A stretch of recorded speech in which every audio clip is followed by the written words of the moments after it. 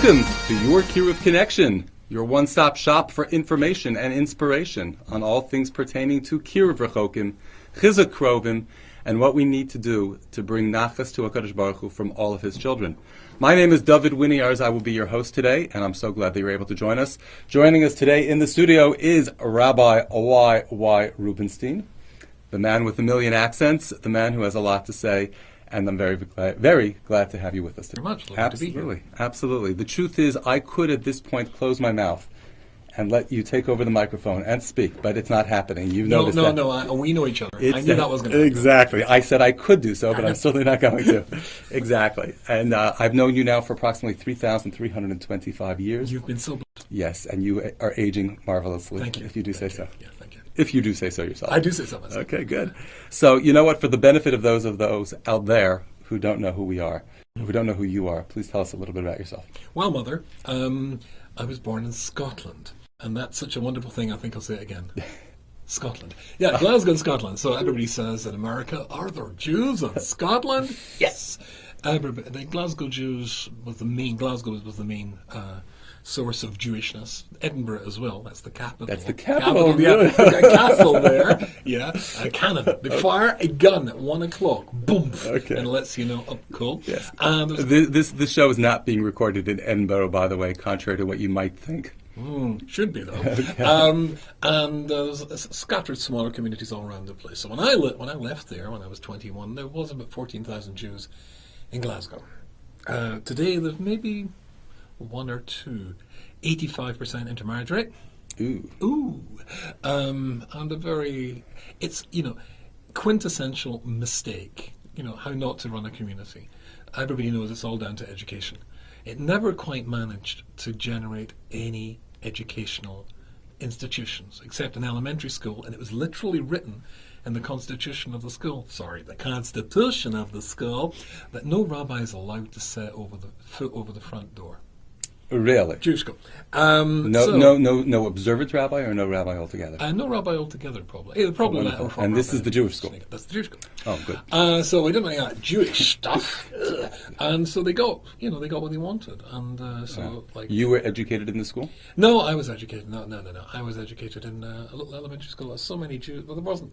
If you lived in a certain area, you could go to that school. But most of the Jews in those days, now, as you said, 3,000 years ago, we went to just ordinary elementary schools, as did some of the greats of the generation. Went to ordinary non-Jewish schools. Oh. Yes, like Beryl Wine. Avram Tversky. Wow. Yeah, I once heard him. You are comparing yourself to these fine individuals. No, I well, you should. No. Well, you should. Yes, you should. Okay. Yes, right. In that case, I will. Absolutely. Yeah. Yes. Sorry. Yes, I come from Glasgow in Scotland, and then I moved when I was 21 to. Slow down. I understand you for the most part, but our listeners out there. I will talk in a voice that you will get and understand. Then when I was 21, I moved to Manchester in England, and Manchester in England. Come back. Manchester and England, well, it's got a totally different accent. That's the Liverpool one right next door. But Manchester, they talk like that. Anyways, I moved there for a year, and then I went to Gateshead. 7 years. Lovely. Fabulous. If you've never been to Gateshead, you've never experienced true anti-Semitism. Oh. It was the quintessential Jewish experience. I mean, old folk will walk up to you in the street and spit in your face. Really? White sort of people, working class area, they'll make jokes about the Holocaust to your face when you've never seen anything like it in your life. It was very strange coming from Glasgow. There's almost no anti-Semitism, hence the 85% intermarriage rate. I say in one of my shiurim, if you really hate Jews, and you want to get rid of them, be nice to them. Yeah.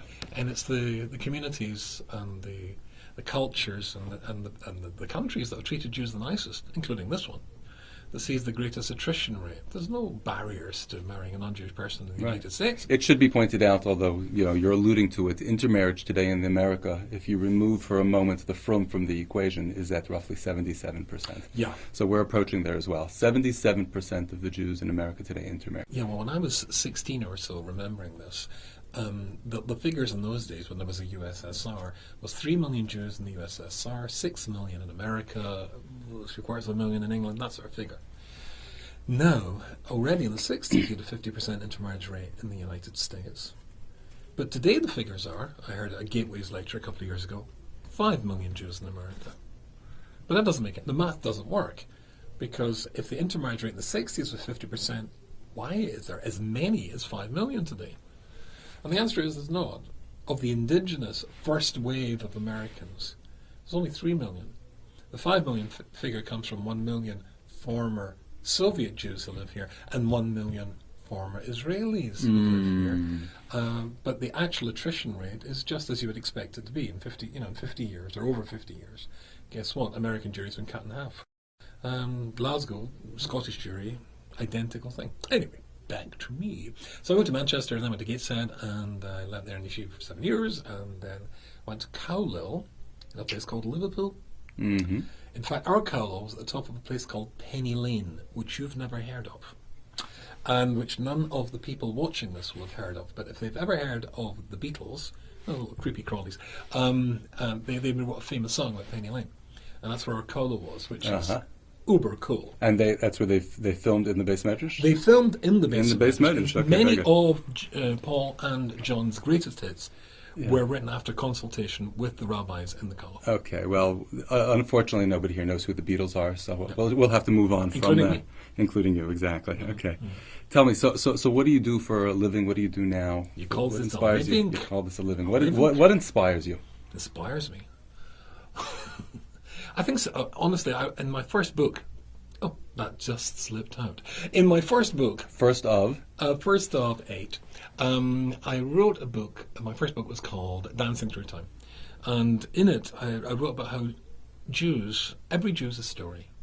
I think the greatest story ever told is really the story of Claudius, and it's so tragic. Echoing back to what we were saying before, when there's a book which never gets to the end. You know, you're writing a book. If you've ever written a book, you'll know this. It's very exciting. And I wrote a book recently. It was a novel. And I couldn't stop writing it. I want to know what happened. But Jews are a book. Jews are a story.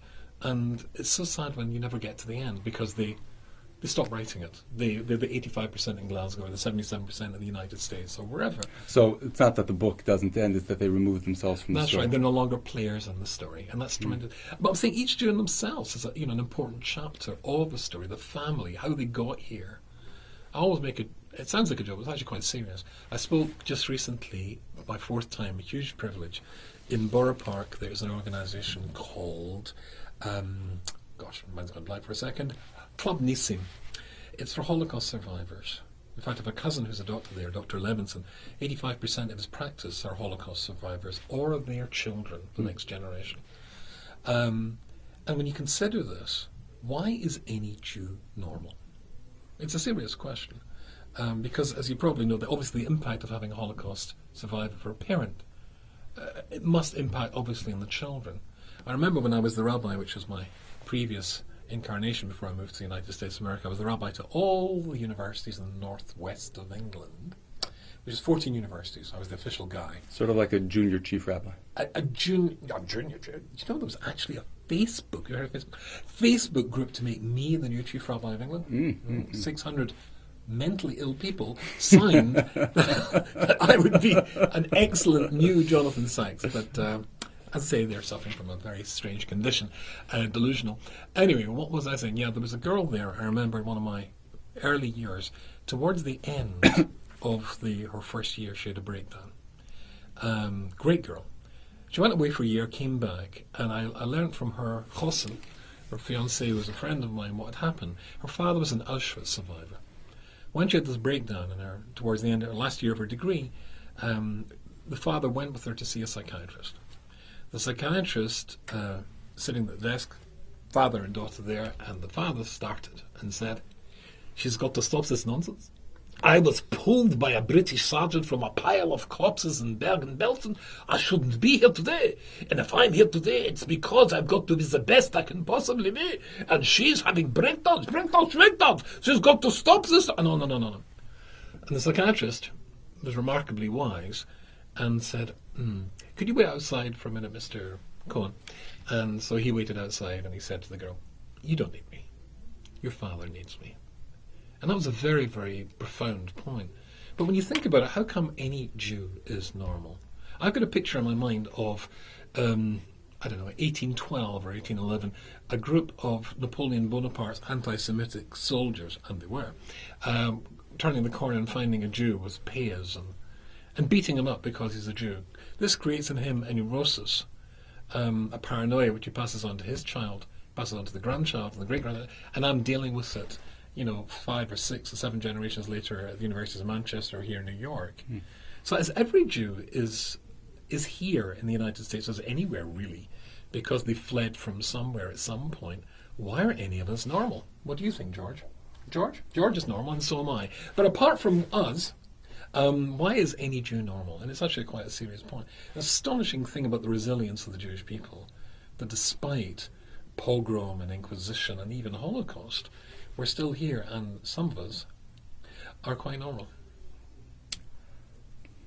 Present company accepted, of course. Apart from yourself. Okay, yes. very good. Yes. Come back, though. So how does that inspire you? Oh, gosh. I mean, look, here's an interesting... I'm sorry, just a moment. How does that inspire you, and how can we take that inspiration forward? This is hugely important. There's somebody called Rebbe Tzipora Heller, who anybody who's involved in the Kiruv world will know. She's one of my personal heroes. Embarrassingly, she knows more than most rabbis, which is, at that point I start to resent her. But I mean, she's she knows more than most rabbis, and yet she's very comfortable in the title of Rebbitzin. Yes. Oh, yes, she's very... Titles, what the title? Yeah. I mean, it's interesting. Like I think most rabbis who know Rebbe and Heller would stand up for her when she comes into a room because they rightfully so. And rightfully so. Yeah, she knows a thing or two. Basically, as she says in one of her shirim, if you think of the greats of Jewish history, stop for a second. You can be a great rabbi, a great leader of the generation in the last 100 years, 200 years. Think of anybody. Most people, incidentally, come up with the name of the Chofetz Chaim, so let's just stick with that. Did the Chofetz Chaim have an easy life? And the answer is, well, no. Well, he lost his wife for a start. He's married twice, an experience which I sadly share too. I mean, I'm glad to be married twice, but I lost my wife. He lost a son, Rahman al-Islam. Was the greatness of the Chofetz Chaim seen in the fact, as she puts it with her New York sense of humour, he was so great, not only did he breathe out, he breathed in as well. If you think about the greatest achievements of your life, or my life, or anybody watching this, it's when you did the toughest things and overcame them, when you maximised your potential. When I sign copies of my books, I very often write the greatest blessing I could possibly think to give anybody, and the viewers can get this now for free, and that is you should have a life of achievement. Because if you've got a life of achievement, you've maximised your potential. You've done and been what you could be, and you don't have the alternative DVD shown when you get upstairs of what you could have been, which is that's much worse than showing your embarrassing bits. The greatness that you could have realised that you'd failed to realise. And I think basically when you realise, or you see people who have realised their potential in the face of such opposition, Holocaust and pogroms, etc. Well, that has to be the most inspirational human beings on the planet, and go on to do so much good. That's the lesson, I think. I think you're hitting the nail on the head. You're saying very, very much, despite what we've gone through. Afal Pikain, as they say. Yeah. Exactly. Despite all that. But you see, if it was Afal Pikain, we're there, we got through it, and we're just like normal guys. But we're not. The strange thing is that Jewish people continue to contribute very positively to the rest of the world too, despite the rest of the world not wanting us to be there. Somebody just yesterday was telling me about probably the greatest of American writers, Mark Twain, and he wrote this famous essay which everybody's familiar with because it's extracted and abstracted all the time, concerning the Jew. And the bit that everybody knows is the bit when he says, the Jews saw them all, talked about the previous societies and cultures, saw them all, beat them all, and bang, bang. But the more important thing, I think, is that the fact that he writes about that Jewish poverty. Jewish beggars don't exist, he writes, because when the Jew needs to beg, his people save him the trouble of doing so and do it generously and help, etc. Something which he says we've not been able to follow, an example we've not been able to follow. And interestingly, when he wrote this essay, when it first came out, he was, of course, attacked for being pro-Jewish. Somebody pointed out that, but the Jews didn't fight in the Civil War with patriotism. And he actually believed that until he researched it and found it was quite the opposite. He said more than that, when the Jew turned up to fight in either the Northern or the Southern Army, they weren't welcomed. A Christian soldier, he was seen as doing his patriotic duty, and that was great. A Jew turned up, then, Sounds like the Haredim showing up in Israel right now. Well, we can't have too much of that. I mean, it's horrendous and scary stuff. It's actually, that's a big, big issue. I would say to anybody, in fact I've been saying this recently, as the fragility, it's actually this week's Sedra, come to say, if I can quote that, the Alshich, my favourite commentator, points out that it's in the singular. Ki teitze, not teitzu, teitze, you. Why is it the singular? If you're going to win this battle, it's because you're united. It doesn't matter what enemy you've got, and they can outnumber you a gazillion to one. If you're united, you're still going to win, because achdut, unity is the absolute sine qua non of the Jewish people. So I realise there are issues on both sides of this, but if in declaring a campaign you're going to rock the boat of solidarity and unity of the Jewish people, even if you think you're right, I'd stand back. I remember a number of years ago in Manchester in England, when I was living there, they were debating establishing an Eruv, and some of the proponents and the builders of the Eruv, which is apparently about to go up, asked me, Rabbi Rubinstein, you're an influential rabbi in the community, what do you think? I said, I'm all for it. It's a great idea, no problems whatsoever, as long as it's not going to cause a war. If it's going to cause a war, then I think we'd be better without it. I think what we would lose compared to what we gain is not worth the fight. So I understand that there's right and wrong on both sides, and the secular religious debate, the Haredi and modern Orthodox debate, it's a debate, and I'm quite happy to have that debate. And not only that, in order to advance the debate, I'm quite happy for them to be compromised. There's things, unless you just want to have a shouting match, then there has to be compromise. But if, in opening up any debate, there's just going to be a war, and a war between Jews, bearing in mind how much of the world wants to kill us, I wouldn't oblige them by doing it for them. And don't forget, at the time of the destruction of the Second Temple, according to Josephus, when the Roman armies arrived after the successful campaign in the north, killing 2 million Jews, to Jerusalem, then they didn't attack. Their spies informed them that the Jews were busy killing each other. There was a civil war raging. Before the Intifada, I remember in one of the Israeli newspapers, I think it was Mariv, but it may be wrong, it's been a while back, that a survey showed that most Israelis considered the threat of civil war a greater threat than external war. I recall a story I had heard from a gentleman whose father was in the camps, and he was praying. He was davening. And a Nazi came over to him and he said, who are you praying to? And he says, he's praying to God. He says, your God's not going to take care of you. He says, we, the Nazis, will take care of the Jews of Europe. Our friends, the Arabs, will take care of the Jews of the Middle East. And he says, America, the Jews there, they'll take care of themselves. He was referring, of course, to assimilation, but look what's going on today. You mentioned in the past few minutes several different groups within Judaism. You mentioned modern Orthodox, you mentioned secular, you mentioned Haredi. How should our audience, I've gotten this phone call before after our program, how should our audience view what's the right way to behave? It's a question, I've heard this within the Brooklyn community. What should I be? Should I be Haredi, Chiloni, secular, modern, conservative, reform? How do I know what's right from your perspective? I think, look, this is a classic Jewish perspective, a classic Jewish answer, but in fact, I've even got, a friend of mine produced a set of DVDs we shot this outside the Houses of Parliament, Buckingham Palace, 5 DVDs. England. Very good. And it was called The Best Self That You Could Be. The best self that you could be. And we think that's what you're here for. Now, the classic Jewish example is there are many roads up the mountain. Of course, there are many roads that don't lead up the mountain, but there's many roads up the mountain. So whichever road, as long as it authentically gets you to the top, it's a legitimate road for you to take. The Jewish people were never one homogeneous mass. Shivim panim l'Torah. 12. It's interesting. 12 tribes, each with their specific blessing from Yaakov, which exemplified their specific approach.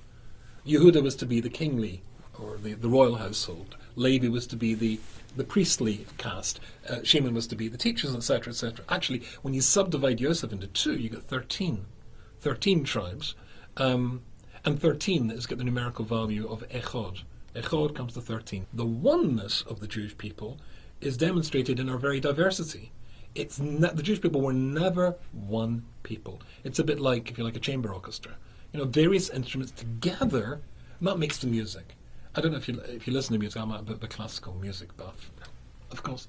But if you listen to music, you can listen to a solo, no matter if it's a piano or a violin, obviously great instruments, but no matter how great the soloist, after a while, a solo becomes a bit tedious.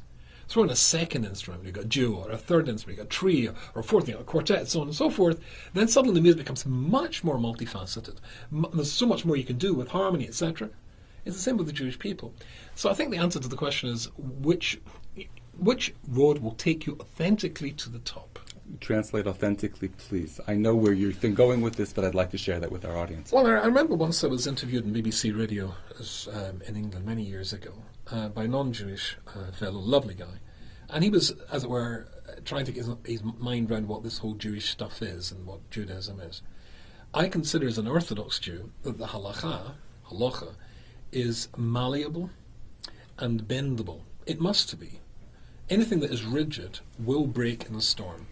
So the halacha is bendable to meet certain circumstances. So the famous story of Rabbi Salanta, when there was some disease spreading through his neighborhood, and it was Yom Kippur, and the doctors said if people were to fast, that would weaken their systems and make them more susceptible to infection. He famously stood up in the shul and made kiddush and drank and ate, so that they would see the rabbis drinking and eating. That's the mitzvah. Here the halacha can change. There are only 3 rigid points in Judaism that you're not allowed ever to change, and that is avodah zarah, idolatry, murder, and sexual immorality. Somebody puts a gun to your head and says, commit adultery with this woman or I'll blow your brains out.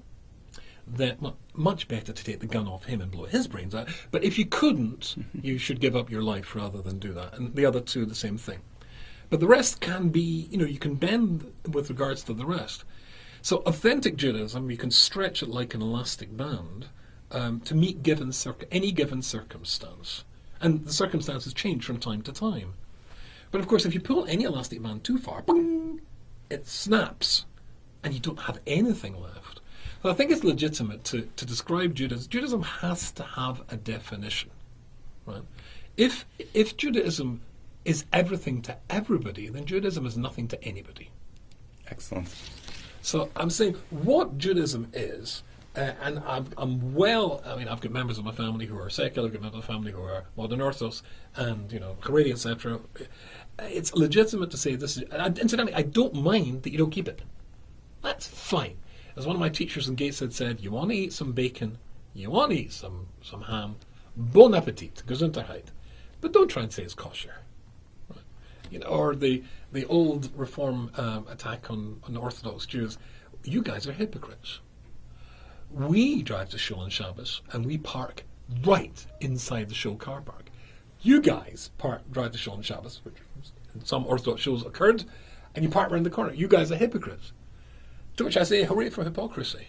Because if a father is parking his car around the corner, he's making a statement to his son and his daughter, I'm doing something I shouldn't do. Then at least the kids know there's something that shouldn't be happening, and then they can choose accordingly when it comes to their state. If the kids no longer know it's something wrong, then there's no choice involved. So there's an authentic core of what would define Judaism, and the exact same as an authentic core what describes a watch. Right? If it's that size, it's not a watch, it's a clock. It may look similar, it may perform many of the similar functions, but it has a different definition. So if we can define Judaism, I think one can easily do so, then at that point, then we can make it bendable to accommodate as many people as possible. But if you break it, then what are you left with? A definition of Judaism, please. Definition of Judaism. You started. Oh yes, it's entirely okay. It's entirely my fault. Okay, I think a definition of anything would have to have a core set of identifiers. Let's change the analogy. A definition of gold. Right? if it's 50% copper and 50% gold, most people would agree that that's not authentic gold. And the proof's very easy. If somebody charges you the price of real gold and it's 50% copper, you'll object. So I think that if Judaism has a set of ideas, a set of outlooks, which are clearly sourced in uniquely Jewish places, that's not to say that you won't find other things in that seem to parallel other belief systems. But that doesn't mean to say that it comes from belief systems, but you'll find other things as well. But a core set of beliefs which are uniquely Jewish, sourced in Jewish sources. And we say that comes uniquely on an experience called Mount Sinai. We say that... Which is arguable. I'm saying, I'm not here to argue with you. I happen to agree with you. It came from Har Sinai. Yeah. But continue what you're saying, please. But speak a little bit to the fact that those who out there, and I hear this from people in the Brooklyn community as well, that don't believe that it came from Mount Sinai. So okay, I think look, again, that's perfectly okay. But I think let's just be honest here. What would you think of somebody who said, "Well, I'll tell you a story. Yeah, I'm a rabbi. A story." I remember Project Seed, which came from the United States, imported it to the UK, and actually, I discovered, much to my amazement, I led the first Seed project in the UK. Did a 25th anniversary brochure of it 10 years ago, and there was a skinny little kid in it, and that was me. So it must be true. I remember Glasgow in Scotland. I say Glasgow, the whole ethos of the Jewish community was not just anti-orthodox, anti-religious. And so we had an Ask the Rabbi panel. I was leading another program, but they brought me in for the Ask the Rabbi panel. And I knew that some of the greatest opponents of the whole Jewish thing were there. Jews, but very anti-religious. So halfway through our question, the questions are regular questions, the people who are complete beginners want to know, why can't I turn on a light switch on Shabbos, etc. So halfway through, the son of the editor of the then Jewish newspaper stood up and said, I wonder, Scottish accent, I wonder what the panel would think if they knew that for myself and the majority of my friends, the stories contained in the Torah are about as relevant to our lives as those contained in Norse mythology and legend. And he sat down. Now you'll notice this wasn't actually a question. This was a statement. And everybody sort of panicked. And I wanted. So I said to him, I'm very intrigued by your comparisons, the stories in the Torah, and the Norse gods, Thor and Odin and all these. I said, for the benefits of the audience here, could you just perhaps explain to us the significance, or remind us the story of the drinking competition between the god Thor and the giants? Now, it was his analogy. I honestly assumed that he knew what he was talking about. And don't ask me why, but when I was 14, from the local library, got a book on Norse mythology. Anyway, so he just looked a bit like a goldfish. He hadn't a clue. I was so... I then sort of said, okay. Well, perhaps you could explain to us, I said, the significance of the verse in the Torah which says, the field which Abraham bought. What I was trying to do was, that, if you look in the Talmud in Kedushin, it talks there that statement has legal ramifications. From this statement, we build and construct, as we do with all Torah ideas, a set of legal principles, i.e. you can marry a woman, or when you marry a woman, or a woman marries a man, the agency that as it were, seals the bond is money. And that silver money can be used to make a contract. That's deduced from this fact that Abram bought a field with silver. I was trying to say that the story of the drinking competition between the Norse gods, and the giants and Thor, which, if you're interested, the giants attach his drinking horn to the sea and he drinks half the sea, is just a story. A pretty boring story, if you ask me. There's no Musar Haskell to this. No Musar. Just checking, making sure I'm not missing anything. I can't get anything. I did not take that book out of the library. Okay. The other one... I will, though. You must rush it. I'll be right back. Commercial break. The other one is just, it has actually halachic and a real application to people's lives. But he knew nothing about either. And when I realized that, I went, I said, well, the reason that you think the stories in the Torah is applicable to your life as Norse mythology is because you're abysmally ignorant about both. What would you think if a kid had said, I think physics is stupid. I don't believe in physics. I think the laws of physics are made up. It's all garbage. And you say to the kid, well, what do you know about physics? I studied in an elementary school. Oh, the guy's ridiculous. It's a joke. You'll find a lot of people who turn around and say, Mount Sinai, the Jews and God and the revolution. What do they know? I mean, if it's somebody who's really studied and gone into this, then there's a whole different set of debates we have to have.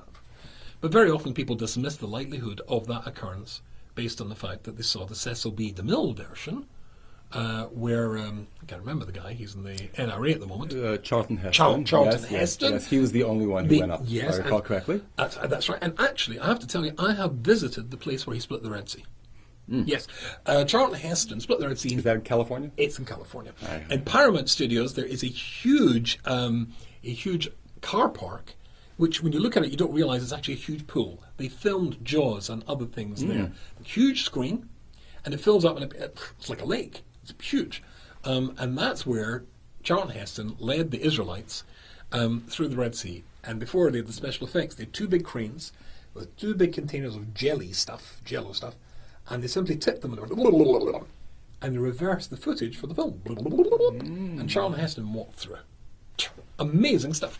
Anyway, back to this. If you know what the story is really about, then you find it's a little bit deeper than that. Here's the rule.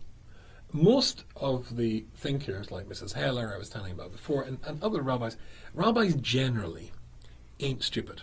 There are a couple, and I'm not excluding myself, but most rabbis are... You're married, correct?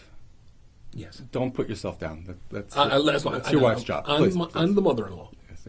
Okay, very good. Actually, I got on very well with my mother-in-law. She came to the door just the other day, and I opened the door, and I said it was pouring, raining, it was coming down in buckets. I said, what are you doing standing there in the rain? You're soaked. Go home. Yeah, you know that one. Why is it those who always get along so well with their mother-in-law have the best jokes? I know. Yeah. You can say mother. Yes.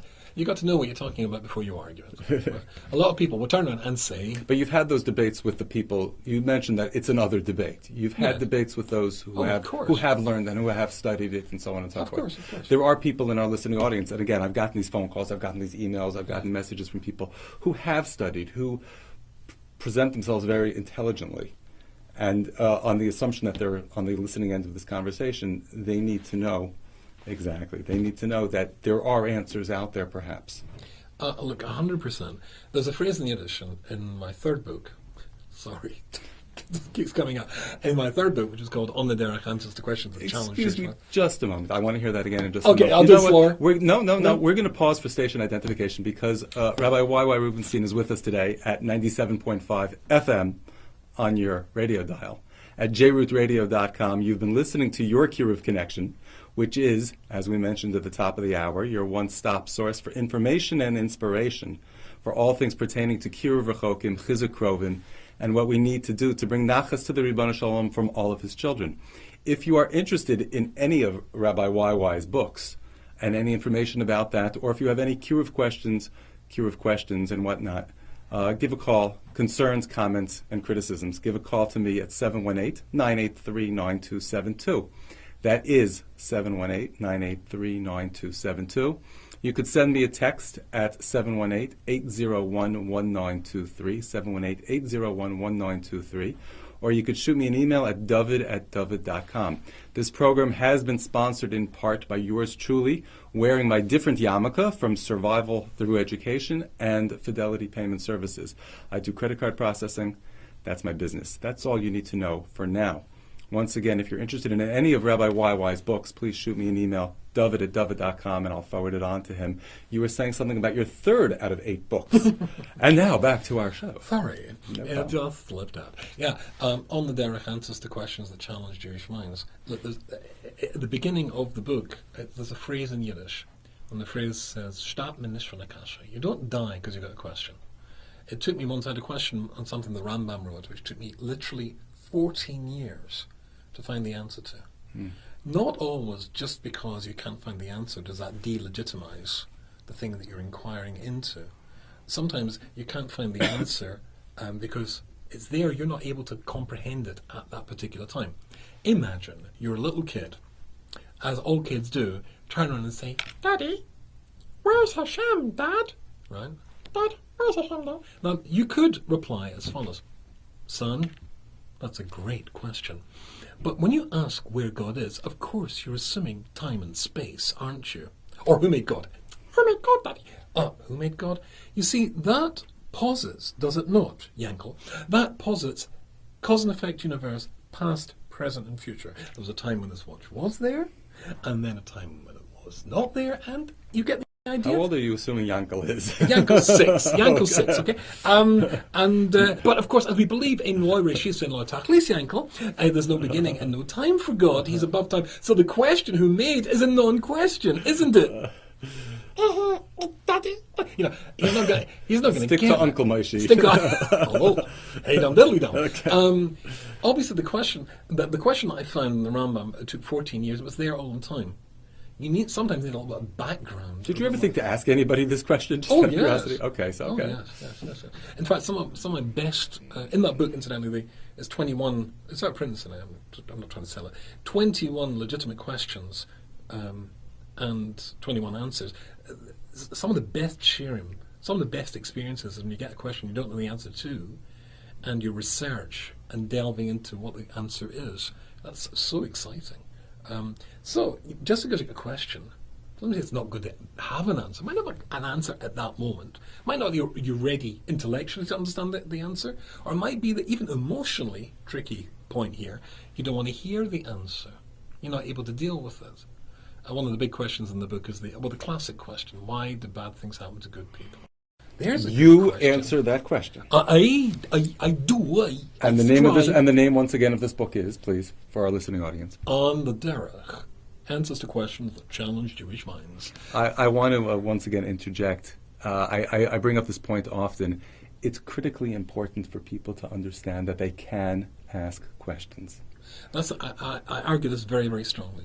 The most important question in Judaism is why. The classic ethical work is called Mesilas Yesharim, and it starts off by saying the fundamental of being a righteous person is to ask yourself, what am I doing here? That's a what? That's not why. Yeah, okay. What's the point? There's a critical difference because I would argue with you, and this is an unscripted interview, so I would argue with you that perhaps you could say why not, and perhaps there is an answer to why. Why not? Because HaKadosh Baruch Hu said so. Period. Goodbye. Leave me alone, Yankel. Okay. Well, in that case, I will bring HaKadosh Baruch Hu into the debate. Please do. In the Seder of Mishpatim, there you find the verse says, "These are the statutes which you will lay, asher tosim lifneim, which you will lay before them." And Rashi is intrigued by this statement: "You will lay before them." Shouldn't it say you will teach them? It says lay before them. So Rashi quotes an interesting statement of God to Moshe Rabbeinu. He says, "Lo sa'ala al daitcha."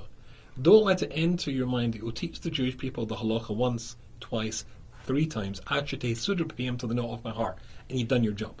Not good enough. They've got to know why the halacha is like it is, and why it isn't like it isn't. It's got to be like a shulchan aruch. Ding ding, ringing a bell, that one. With a set table with everything you need on the table. The knives, the forks, the salt, the pepper, everything you need. And it's not good enough just to say, that's the halacha. Why is it the halacha?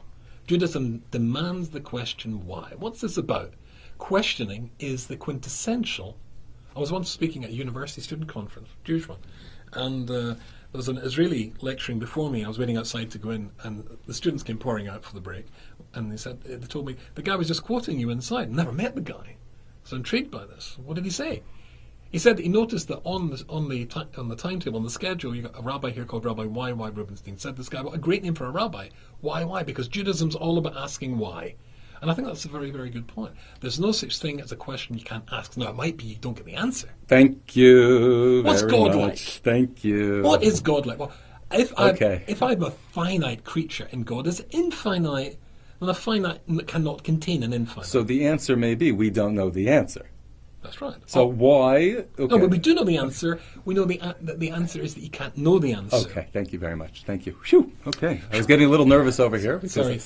I've built many programs, on the rationale that we may not know the answers. Yes. Okay. Phew. Okay, we're on the same page. Yes. Okay, very good. And we may even be in the same book. Yes. Okay. Yes. And on the same chair. Absolutely. That's it. No, never mind that. No. Okay. Tell me more. Tell me more. Okay, so this is what you're saying. You're saying that we have to be able to ask questions. You have to be able to ask questions. You have to know who you are. There's a wonderful book called Fear No Evil by a rather well-known Russian ex-refusnik called Anatoly Sharansky, or Natan Sharansky. And in it, he quotes the American secular authoress, as far as I know, Cynthia Ozick. And she says at this time of the year, because we're now in the month of Elul, she says the ram's horn that we blow in the synagogue is narrow at one end and wide at the other. Nothing happens if you blow in the wide end, but if you blow in the narrow end, the sound of the shofar rings loud and true. You have to know what you are and who you are first before you can go out there and help and rescue the rest of the world. Sharansky writes that. He said, we saw what happened to our parents' generation. Of course, they were socialists, and they believed in socialism. But they believed in universalism. But he said nobody can be truly a free person unless he understands who and what he is first. And then you help. Speak to his parents' generation, though. They know who they were. They believed they knew who they were. Well, I'm not sure. I don't think Sharansky's parents did. They honestly believed in the new isms that came along. There's nothing more. I mean, Judaism or the Jewish people are always challenged by a new ism that comes along, whether it's socialism or feminism or whatever it is, Hellenism. Something comes along and says, this is the solution, the answer to the problems of the age, or of all ages. And usually the leaders of that movement tends to be Jews. And then the movement turns around and attacks the Jews and identifies it as its chief enemy, which is remarkable. Even though the Jews are the leaders of that, they're the real bad guys. When feminism sprung up, I remember the University of England, or in the UK, are under the umbrella of something called the Union of Jewish Students. And they used to have an elected women's officer. And the little diary they produced every year, every subsequent women's officer started her little speech with the exact same thing. I see my primary role is combating anti-Semitism within the women's movement. But the women's movement was, in a very real sense, the creation of Jews, or Jewish women. And yet the movement they created turned around and, as historically always happens, bites the creator on the hand. They understand that they're the cause of their own destruction, perhaps? Well, that would be an interesting thought. I mean, Stalin took the Yevsektsiya, the Jewish section of the Communist Party, and expressed his gratitude for such an efficient job in rounding up the rabbis and the teachers and sending them to Siberia by putting them against a wall and machine gunning them. But we did do an efficient job in getting rid of the rabbis. So the interesting thing is that along comes a new ism. And today, I'm not aware of any ism, and yet we're losing such huge numbers. There's nothing out there calling us on. Atheism. What do you think it's atheism? Speak a little bit to atheism, if you would, though, because I do come across it a lot. I come across a lot of people who say, you know what, if God could allow the Holocaust to happen, I don't want to believe in God. Okay, how do you answer that? Well, at this point, I answer that by simply saying I'm not going to answer that. Not in 2 seconds, and we don't have enough time. I'll give you 12 minutes. I don't even have 12 minutes. Look, seriously, this comes up a lot when I'm speaking. Because why did God let the Holocaust happen? You're talking about an event, at least, which ran from 1933 to 1945. And you can't cut it down to 12 minutes. No, not 12 minutes. You're talking about 12 million human beings, burned to death. 6 million Jews and 6 million non-Jews. To turn around and say, I've got the answer to it. Now, I do actually discuss that in one of my books, 2 of my books. Give up the titles, please. I have not a problem with this. You know that I'm a big fan. I'm very happy to have you here. I'd like you to please. So in the second book, that's discussed at length. And the question is, how could you believe in God after the Holocaust? Suffering, I actually wrote a whole book about this. As I said before, my late wife died from cancer. So I wrote a book, at my son's suggestion. It was called The Little Book for Big Worries, Dealing with Serious Illness. I think it's probably the most important book I've written so far. But it's very interesting. We're Jews. Whenever I'm doing lecture tours and I've got my books and my tapes there, people pick up book number 1, Dancing Through Time. Book number 2, That's Life. Book number 3, right? Book number 4, they pick up The Little Book for Big Worries, Dealing with Serious Illness. They see the word illness, they drop it like a hot brick, as though suddenly you're going to get ill by reading a book. It's not for people who are sick, it's helping people who are sick to deal with being sick. There I discuss at great length the idea of why there's suffering in the world. And it's not because I'm an idiot. It was a painful 5 years of my wife being sick. It was painful afterwards watching my kids dealing without a mum. But there are answers for this. But it's, as we said before, emotionally you might not be ready for the answer. If somebody's just lost a mother or a father, or God forbid a child, they're not really generally interested in a philosophical discourse in human suffering. They're in too much pain. Okay. They've got to stop hurting before you start healing. So I do actually have a lot to say on this subject. Only quoting classical Jewish sources, not me. I've not had an original thought in 50 years. But basically... You're only 43, if I recall correctly, but that's okay. 33? Sorry, I actually dye my hair grey, exactly, so that people take me seriously as a rabbi. Yeah. So the reality is that atheism, as people speak about it today, it's more based on a lack of understanding of what God is, you're saying? I don't think there's very much atheism about today. Agnosticism, perhaps. Not wanting to think about it so I can do whatever I want. A lot of that. Atheism means that you can prove that God doesn't exist. You've studied it, you've researched it. And you can prove God. I'm really interested in that. That's great. I don't forget what Karl Marx said on the subject. Religion is the opium of the masses, which proves that Karl Marx had absolutely no knowledge of religion whatsoever. He postulated, having observed incidentally the working conditions of working folk in the area which I used to live in before I moved here, the Manchester area, in the mills, which was hellish. I mean, the people had to literally give their kids morphine, opium, so they'd be asleep, because they're working 16-hour days. So the kids were comatose, but the parents came home. Terrible conditions. He imagined that if you could pretend there's a nice, better tomorrow after you die, then the horrible hell of today will be tolerable if there's a heaven tomorrow. Which proves that he knows nothing about religion. All of the monotheistic religions that I know of say that when you get upstairs, they do play that DVD of your life. You only get in if you've done a good job. In fact, if you could persuade me that there is no DVD show waiting for me, and there is no world to come, and there is no God, I would be a much happier human being, because I could do whatever I wanted without any conscience whatsoever. It's when you think that you're going to have to give an accounting of yourself. But some of the greatest minds in history, arguably the greatest minds in history, believed that there was a God. So it's not a mental aberration. It's not a mental illness. People who say, I'm an atheist, I can prove to you that God doesn't exist, I'd be very interested in that argument. Agnostic means I'm not convinced. But at least it hints that I'm open-minded. Look, here's a phrase I use all the time in my lectures. I can present evidence to open minds. I cannot present evidence to open minds. And I'll say that again, folks, because that sounded confusing. I can present evidence to open minds. I cannot present evidence to open minds. See, it's the word open. Depends how you use it. As an adjective or as a verb. I can present evidence to adjective open minds. If the person's got an open mind, then we can talk.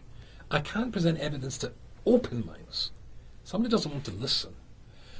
If agnostic suggests that somebody's listening, then we've got the basis of a conversation. If somebody's not listening, then I'm afraid then we're both wasting each other's time. Fascinating. Share with me, please, a little in the time we have remaining, around 7 minutes or so, some of the other questions you talk about in your books, other questions people have asked you, or if you prefer, alternatively, a particular question that's hit you that has been very powerful and has made a difference in your life, with an answer, perhaps. I think basically the question that, it sounds a simple question, but troubles and worries almost everybody, and that is, who and what should I be? It's the question you mentioned before, but you were talking about roads up the mountain. But who as an individual should I be? It's interesting, you never see what you look like unless you look in the mirror. You look out the way. Other people see you. I say that when I lecture, which I do, I'm blessed to do all over the world and get to meet all those chapters of all those books, all those interesting stories which are Jews.